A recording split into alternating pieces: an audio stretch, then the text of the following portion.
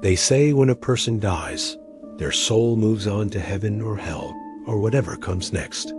But according to some, there are souls so damaged, so corrupt, so far gone that they get stuck here. They become earthbound spirits, wandering lost between worlds, unable to find peace.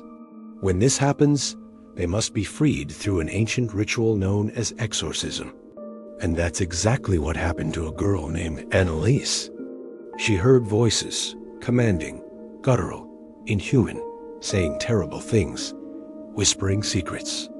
At night, she saw demonic images everywhere, faces on the walls, lurking beasts in the corners, the Virgin Mary turning into something monstrous before her eyes. And they recorded every single one. Now, I know what you're thinking. Sounds creepy. Let's not listen to any of those recordings, right? Well, we actually can't. None of those tapes were ever released to the public. It's illegal. She couldn't go to school anymore. Her classmates knew something was wrong. Anneliese experienced what's known as a remission, a brief period of calm before the storm. Maybe this was a sign that the treatments were working. But a few weeks later, on February 24th, Anneliese relapsed. That night, she went into convulsions. She screamed, "Help me! I want to die. Why does God let this happen to me?" The priest stayed by her side for hours as she thrashed around. She foamed at the mouth, broke her pelvis, then collapsed. The world heard the voice, low, grating, animalistic. Witnesses testified that they'd seen Anneliese shaking uncontrollably, foaming at the mouth, speaking in tongues. But the prosecution said that this was tragic mental illness, worsened by religious delusion. Ultimately, the court found the priests guilty of negligent homicide. They sentenced the priests to suspended sentences and acquitted Anneliese's parents. However, the judge told them that they should suffer in their daughter's memory.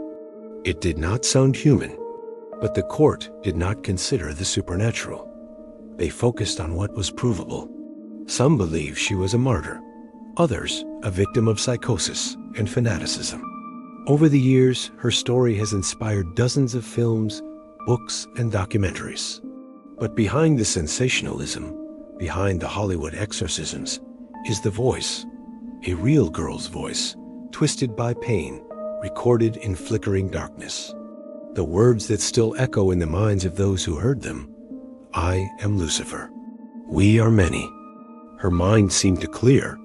She told the priest, "I know very well that what I've been saying and doing isn't right. I realize now that it's all nonsense. But it doesn't make me feel any better. I'm still very sick." On November 13th, 1975, during their first exorcism, Anneliese's voice transformed into something unnatural, deep, mocking, rasping with hatred. She claimed to be not one demon, but many: Lucifer, Judas, Nero, Cain, even Hitler. They all fought for control of her. She weighed less than 70 pounds. Her knees were shattered from kneeling constantly. Her eyes were sunken, blackened. Her face gaunt, almost skeletal. But she refused nourishment. The priest found that they could no longer record Anneliese. Whenever they put a tape recorder near her, she would suddenly quiet down. That's when they started writing down everything she said. All she wanted was the demons inside her to be cast out. They noticed her strange behavior, her deadened gaze, the way she sometimes muttered under her breath in languages she didn't speak. The cause was starvation and dehydration. She hadn't eaten in 6 days. She was barely conscious. Her heart beat faintly. The priest sat by her side for hours, waiting for the moment when they could drive the demons out. But it was too late. She was already dead. Anneliese spent her last weeks begging the priests to let her die. She said that she was ready to meet her Maker, that her work here was done. But they wouldn't allow it. Every time she experienced a remission, they rejoiced. But every time she fell back into a frenzy, they panicked.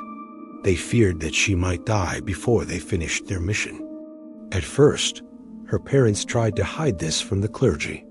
The church did not take exorcism lightly, But over time, as Anneliese's behavior became increasingly violent, unexplainable, and disturbing, 2 priests were given permission to perform the procedure in secret, Father Henstalt and Father Arnold Renz. Growing up, she was known for being quiet, kind, and deeply religious. On May 14, 1967, when Anneliese was 16, she had her first seizure. This lasted about 15 minutes. Then she was fine. The same thing happened again a few days later. Crawled under furniture and bit at the floor. She tore her own clothes, broke her bones from flailing, refused to eat. Her parents had to hold her down as she snarled and cursed, speaking blasphemies that no one had ever taught her. She would collapse, twitch, and jerk, and wake up as if nothing had occurred. She welcomed the pain. She wanted the demons inside her to be set free. In her mind, she had to suffer for the sins of the youth and the church. She told Father Alt, begged for absolution, and then quietly, "Mother, I'm afraid." Doctors had no answers. They performed countless tests. It baffled them. Ultimately, they diagnosed her with temporal lobe epilepsy. Her family took sin and salvation very seriously. If Anneliese misbehaved as a child, her mother might lock her in a closet and make her kneel on rice as punishment. Although it sounds cruel, it was seen as necessary, a chance for Anneliese to atone for her sins. She began seeing what she called devil faces, black masses, shadowy figures. Sometimes she smelled brimstone. Sometimes she felt something heavy pressing down on her chest, paralyzing her. Other times, her limbs would stiffen, her eyes rolled back, and she would shake uncontrollably. She was terrified. She prayed. She begged for it to stop, but it didn't. But as she entered her teenage years, something began to change. Temporal lobe epilepsy causes abnormal brain activity in the area near the temples. For some, this could mean seizures. For others, hallucinations and intense religious delusions. 1 minute, Anneliese might be normal. The next, she could see, hear, and feel things that weren't there. This made her condition difficult to treat because every time she went to the hospital, doctors sent her home with a clean bill of health. At least that was until she was diagnosed with epilepsy. Doctors prescribed anticonvulsant medication, but it didn't help. In fact, Anneliese got much worse. Instead, her seizures intensified. By the time she was 22, Anneliese had come to believe that she wasn't sick. She was possessed. From September 1975 to July 1976, these men visited Anneliese several times a week, 67 times in total, each session lasting hours. However, what we can do is examine the transcripts, and that's what I've done. Here's what the priests wrote. Here's another transcript from December 12, 1975. You can hear Anneliese screaming for hours. She barked like a dog. At first, Anneliese begged the priests to end her torment, but as the exorcisms dragged on, she began to enjoy it. On January 29, 1976, after more than 40 exorcisms, something changed. The priests were hopeful. When they arrived at the hospital, doctors noted that she hadn't eaten in 2 days. In March, April, and May, the exorcisms continued. On June 18, 1976, something strange happened. Now, this is probably the darkest part of the entire story. On July 1, 1976, Anneliese Michel died in her home. After Anneliese's death, her family and the 2 priests faced a criminal investigation. The tapes and journals from the exorcisms became public. At trial, the defense argued that this was a case of genuine possession.